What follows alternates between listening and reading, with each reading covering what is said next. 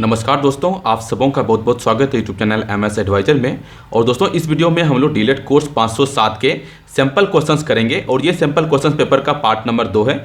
जैसा कि दोस्तों इसके पिछले वीडियो में हम लोगों ने डीएलएड कोर्स 507 का सैंपल क्वेश्चंस का पार्ट नंबर 1 किया था। अगर आपने उस वीडियो को नहीं देखा है तो उस वीडियो को आप देख लें। और डीएलएड कोर्स 506 के भी 2 पार्ट में जो भी उसके सैंपल क्वेश्चन पेपर थे वो सारा हम लोगों ने किया है। और डीएलएड कोर्स 506 और 507 का जितने भी इंपॉर्टेंट MCQ यानी कि बहुविकल्पीय प्रश्न हैं वो सारे क्वेश्चंस भी किए हैं। अगर आपने इन सभी वीडियो को नहीं देखा है तो इन सभी वीडियो के प्लेलिस्ट का लिंक आपको इस वीडियो के डिस्क्रिप्शन में या फिर आपको इस वीडियो के फर्स्ट कमेंट में मिल जाएगा, जहां के आप डायरेक्ट क्लिक करके इन सभी वीडियो को देख सकते हैं।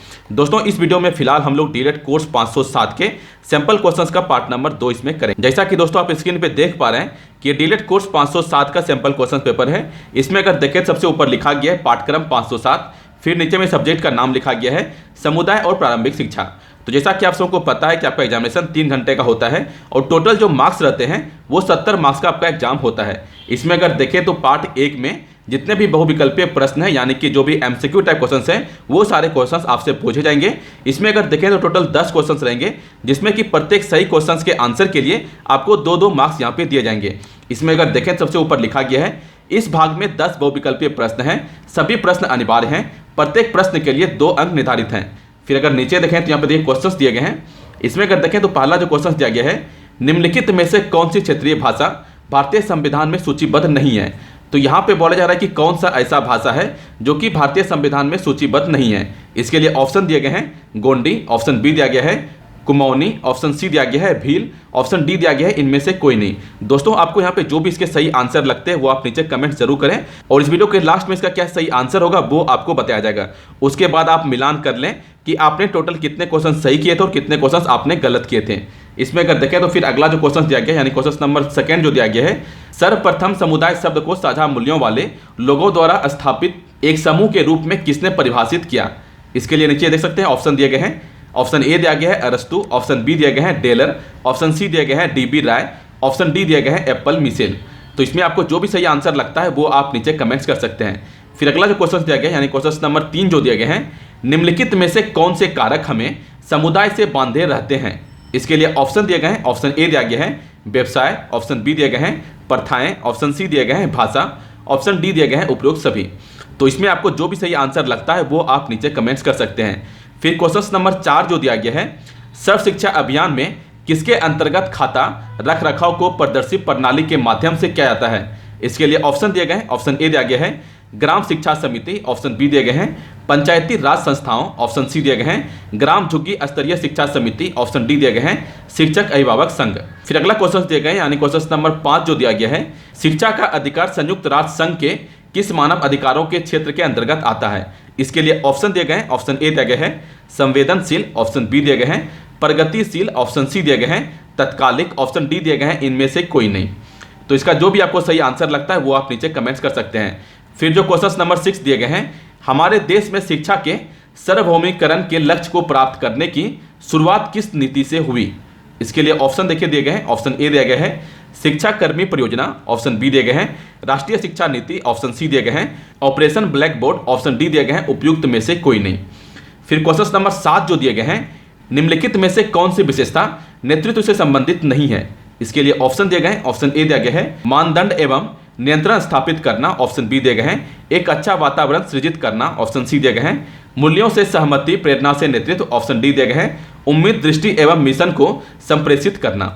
फिर क्वेश्चन नंबर 8 जो दिए गए हैं, शैक्षिक शोध एवं प्रशिक्षण का राष्ट्रीय परिषद यानी कि NCERT की स्थापना कब हुई। तो NCERT की स्थापना कब हुई थी वो आपको बताना है। इसके लिए ऑप्शन दिए गए हैं। ऑप्शन ए दिया गया है वर्ष 1960, ऑप्शन बी दिए गए हैं वर्ष 1961, ऑप्शन सी दिए गए हैं वर्ष 1963, ऑप्शन डी दिए गए हैं वर्ष 1964। तो इसका आपको जो भी सही आंसर लगता है वो आप नीचे कमेंट्स कर सकते हैं। फिर अगला क्वेश्चन दिए गए हैं, सामुदायिक संचालक के लिए आवश्यक दृष्टिकोण निम्नलिखित में से होने चाहिए। इसके लिए ऑप्शन दिए गए हैं। ऑप्शन ए दिया गया है सभी समुदाय के सदस्यों के प्रति सम्मान, ऑप्शन बी दिए गए हैं सामुदायिक भिन्नता की समझ, ऑप्शन सी दिए गए हैं एक स्थिति को जांचने की स्वेच्छा, ऑप्शन डी दिए गए हैं उपयुक्त सभी।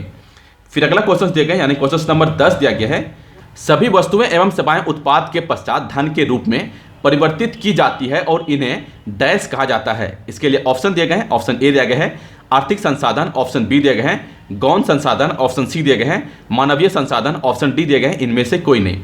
तो दोस्तों टोटल यहाँ पे 10 एमसीक्यू टाइप क्वेश्चंस थे। दोस्तों आपको इनमें से जिसका भी जो भी सही आंसर आपको पता है वो आप नीचे कमेंट्स कर सकते हैं। उसके बाद आपको वीडियो के लास्ट में बताया जाएगा कि किसका क्या सही आंसर होगा। फिर अगर देखें तो पार्ट नंबर 2 में जैसा कि आप सबको पता है कि पार्ट नंबर 2 में टोटल 10 क्वेश्चंस रहते हैं। इसमें से आपको 6 क्वेश्चंस के सही आंसर देने होते हैं और प्रत्येक क्वेश्चंस के सही आंसर के लिए आपको 5-5 मार्क्स यहाँ पे दिया जाता है और प्रत्येक क्वेश्चंस का सही आंसर आपको कम से कम 250 शब्दों में लिखना है। फिर ऊपर यहाँ पे देखें तो लिखा गया है इस भाग में 10 लघु उत्तरीय प्रश्न हैं, इनमें से किन्हीं 6 प्रश्नों के उत्तर लगभग 250 शब्दों में दीजिए। प्रत्येक प्रश्न के लिए 5 अंक निर्धारित हैं। तो नीचे देख लेते हैं क्या क्वेश्चंस यहाँ पे दिए गए हैं। इसमें अगर देखें तो क्वेश्चन नंबर 11 जो यहाँ पे दिया गया है, सामाजिक ही नहीं बल्कि सभी प्रकार की विषमताओं को दूर करने में शिक्षा सबसे सशक्त हथियार हो सकता है, चर्चा करें। तो किस तरह से शिक्षा सबसे सशक्त हथियार है वो आपको चर्चा करना है, उसके बारे में पूरा डिटेल में आपको लिखना है। फिर अगला क्वेश्चन दिया गया यानी क्वेश्चन नंबर 12 जो दिया गया है, सर्व शिक्षा अभियान में विद्यालय शिक्षा प्रणाली में व्यापक हस्तक्षेप क्या है, उदाहरण सहित चर्चा करें। तो सर्व शिक्षा अभियान में विद्यालय शिक्षा प्रणाली में क्या व्यापक हस्तक्षेप है उसके बारे में आपको पूरी तरह से चर्चा करना है। फिर क्वेश्चन नंबर 13 जो दिए गए हैं, नेतृत्व क्या है, विभिन्न विद्वानों ने इसे किस प्रकार परिभाषित किया है, उदाहरण सहित चर्चा करें। तो अलग अलग विद्वानों के द्वारा जो है नेतृत्व के बारे में किस तरह से चर्चा किया गया है तो वो आपको बताना है। फिर क्वेश्चन नंबर 14 जो दिया गया है, सर्व शिक्षा अभियान यानी कि SSA क्या है, इसकी बुनियादी विशेषताओं की चर्चा करें। तो आपको सबसे पहले SSA यानी कि सर्व शिक्षा अभियान के बारे में बताना है, उसके बाद इसकी क्या विशेषताएं हैं उसके बारे में आपको पूरा डिटेल में लिखना है। फिर देखें तो क्वेश्चन नंबर 15 जो दिया गया है, सामुदायिक संचालन की प्रक्रिया में सम्मिलित कार्य की चर्चा उदाहरण सहित करें। तो इसमें आपको उदाहरण देना है, उदाहरण सहित आपको यहाँ पे चर्चा करना है, उसके बारे में पूरा डिटेल में आपको लिखना है। फिर क्वेश्चन नंबर 16 जो दिया गया है, विद्यालयों की आर्थिक सहायता हेतु आय के आर्थिक स्रोत क्या हैं। तो विद्यालय के लिए आर्थिक सहायता हेतु इसके आय का क्या स्रोत है उसके बारे में आपको लिखना है। फिर अगला जो क्वेश्चन दिए गए हैं यानी क्वेश्चन नंबर 17 जो दिया गया है, वर्तमान में भारत की प्राथमिक शिक्षा सर्व शिक्षा अभियान यानी कि SSA के ध्वज के नीचे संचालित हो रही है। ऊपर से शिक्षा का अधिकार अधिनियम 2009 इसे संबल प्रदान करता है। इसी परिप्रेक्ष्य में सर्व शिक्षा अभियान ने शिक्षकों की भूमिका को रेखांकित किया है, समीक्षा करें। तो इसके बारे में आपको पूरा डिटेल में लिखना है। फिर क्वेश्चन नंबर 18 जो दिया गया है, NCTE क्या है, इसकी भूमिका पर प्रकाश डालें। तो NCTE के बारे में आपको अच्छे तरीके से लिखना है, उसके बाद इसकी क्या भूमिका है तो वो आपको पूरा डिटेल में लिखना है। और जितने भी क्वेश्चंस आपको यहाँ पे कराए जा रहे हैं, जितने भी क्वेश्चंस आपको यहाँ पे बताए जा रहे हैं, इन सारे क्वेश्चंस का आंसर जो भी NIOS के द्वारा स्टडी मटेरियल दिया गया है उसमें आपको मिल जाएगा। तो वहाँ से आप इसका आंसर को देख सकते हैं और जितने भी क्वेश्चंस आपको यहाँ पे कराए जा रहे हैं इन सारे क्वेश्चंस का आप आंसर अच्छे तरीके से कर लें, क्योंकि ये सारे क्वेश्चंस काफ़ी इंपॉर्टेंट क्वेश्चंस हैं जो कि आपके एग्जाम में पूछे जा सकते हैं। फिर क्वेश्चन नंबर 19 जो यहाँ पे दिया गया है, सामुदायिक संचालन क्यों महत्वपूर्ण है, समुदाय संचालन की भूमिका तथा कौशल पर चर्चा करें।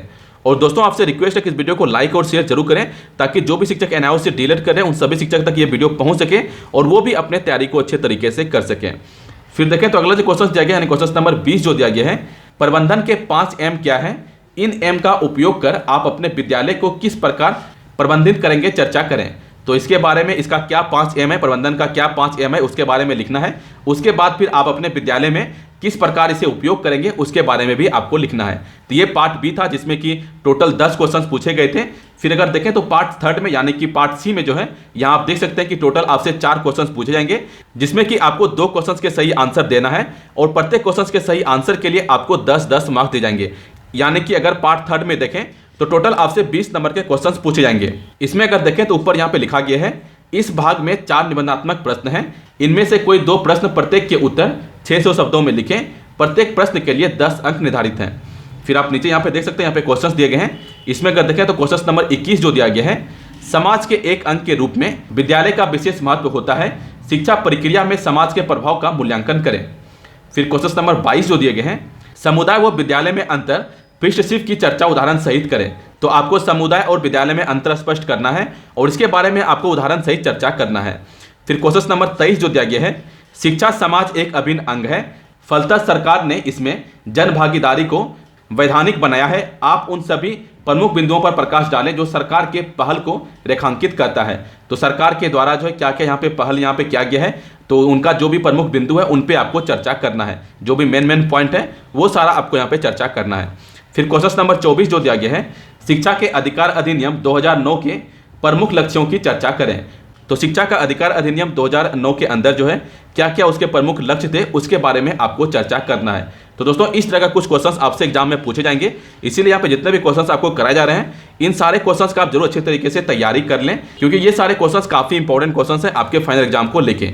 तो चलिए ऊपर में जो भी हम लोगों ने एमसीक्यू टाइप क्वेश्चन किया था तो उसके आंसर को देख लेते हैं कि उसका क्या क्या यहाँ पे आंसर होगा।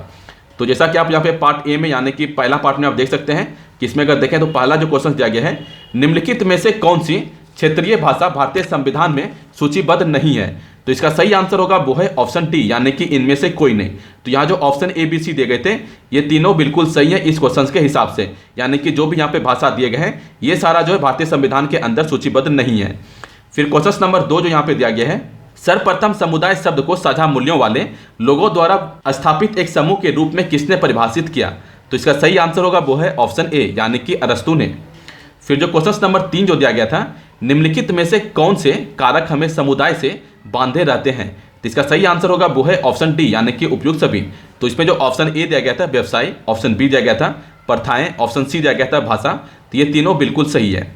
फिर क्वेश्चन नंबर 4 जो दिया गया था, सर्व शिक्षा अभियान में किसके अंतर्गत खाता रख रखाव को प्रदर्शनी प्रणाली के माध्यम से किया जाता है। तो इसका सही आंसर होगा वो है ऑप्शन ए, यानी कि ग्राम शिक्षा समिति। फिर क्वेश्चन नंबर 5 जो दिया गया है, शिक्षा का अधिकार संयुक्त राष्ट्र संघ के किस मानव अधिकारों के क्षेत्र के अंतर्गत आता है। तो इसका सही आंसर होगा वो है ऑप्शन बी, यानी कि प्रगतिशील। फिर जो क्वेश्चन नंबर जो 6 दिया गया था, हमारे देश में शिक्षा के सार्वभौमिकरण के लक्ष्य को प्राप्त करने की शुरुआत किस नीति से हुई। तो इसका सही आंसर होगा वो है ऑप्शन बी, यानी कि राष्ट्रीय शिक्षा नीति। फिर जो क्वेश्चन नंबर 7 जो दिया गया था, निम्नलिखित में से कौन सी विशेषता नेतृत्व से संबंधित नहीं है। तो यहाँ पे देखिए बोला जा रहा है कि कौन सी विशेषता नेतृत्व से संबंधित नहीं है। तो इसका देखिए सही आंसर होगा वो है ऑप्शन ए, यानी कि मानदंड एवं नियंत्रण स्थापित करना। फिर जो क्वेश्चन नंबर जो 8 दिया गया था कि शैक्षिक शोध एवं प्रशिक्षण की राष्ट्रीय परिषद यानी कि NCERT की स्थापना कब हुई थी। तो इसका सही आंसर होगा वो है ऑप्शन बी, यानी कि वर्ष 1961 में। फिर क्वेश्चन नंबर 9 जो दिया गया था, सामुदायिक संचालन के लिए आवश्यक दृष्टिकोण निम्नलिखित में से कौन से होने चाहिए। तो इसका सही आंसर होगा वो है ऑप्शन डी, यानी कि उपयुक्त सभी। तो इसमें जो ऑप्शन ए दिया गया था, सभी समुदाय के सदस्यों के प्रति सम्मान, ऑप्शन बी दिया गया था सामुदायिक भिन्नता की समझ, ऑप्शन सी दिया गया था एक स्थिति को जांचने की स्वेच्छा। तो ये तीनों बिल्कुल सही है। फिर जो अगला क्वेश्चन दिया गया था यानी क्वेश्चन नंबर 10 जो दिया गया था, सभी वस्तुएं एवं सेवाएं उत्पाद के पश्चात धन के रूप में परिवर्तित की जाती है और इन्हें डैश कहा जाता है। तो इसका सही आंसर होगा वो है ऑप्शन ए, यानी कि आर्थिक संसाधन। तो ये दोस्तों डीएलएड कोर्स 507 का सैंपल क्वेश्चन पेपर था। दोस्तों अगर आपने इसके पहले पार्ट को नहीं देखा तो उस वीडियो को भी आप देख लें। और इसके पहले हम लोगों ने डीएलएड कोर्स 506 और 507 के जितने भी इंपॉर्टेंट एमसीक्यू यानी कि बहुविकल्पीय क्वेश्चन बनते थे वो सारे क्वेश्चन भी किया है। अगर आपने उन सभी वीडियो को भी नहीं देखा तो उन सभी वीडियो को आप देख लें। उन सभी वीडियो के प्लेलिस्ट का लिंक आपको इस वीडियो के डिस्क्रिप्शन में और आपको इस वीडियो के फर्स्ट कमेंट में मिल जाएगा, जहां कि आप राइट क्लिक करके उन सभी वीडियो को देख सकते हैं। और दोस्तों 506 और 507 के यहाँ पे कुछ और एमसीक्यू टाइप क्वेश्चन रह गए हैं, तो वो सारे क्वेश्चन हम लोग आगे के वीडियो में करेंगे, इसीलिए आप आगे के वीडियो के साथ भी बने रहें। और दोस्तों आपसे रिक्वेस्ट है कि इस वीडियो को लाइक और शेयर जरूर करें। जो भी आपका व्हाट्सएप ग्रुप है, फेसबुक ग्रुप है, इंस्टाग्राम ग्रुप है, वहां पे जरूर इस वीडियो को शेयर करें ताकि जो भी शिक्षक एनआईओ से डीएलएड कर रहे हैं उन सभी तक ये वीडियो पहुंच सके और वो भी अपने तैयारी को अच्छे तरीके से कर सकें। और आगे इसी तरह के वीडियो साथ पाने के लिए आप चैनल को सब्सक्राइब कर लें। उसके बाद एक नोटिफिकेशन का बेल लगा उसे आप जरूर क्लिक करें ताकि आने वाला वीडियो आपको बिल्कुल फ्री में सबसे पहले मिलता रहे। और दोस्तों इस वीडियो को देखने के लिए आप सबों का बहुत बहुत धन्यवाद।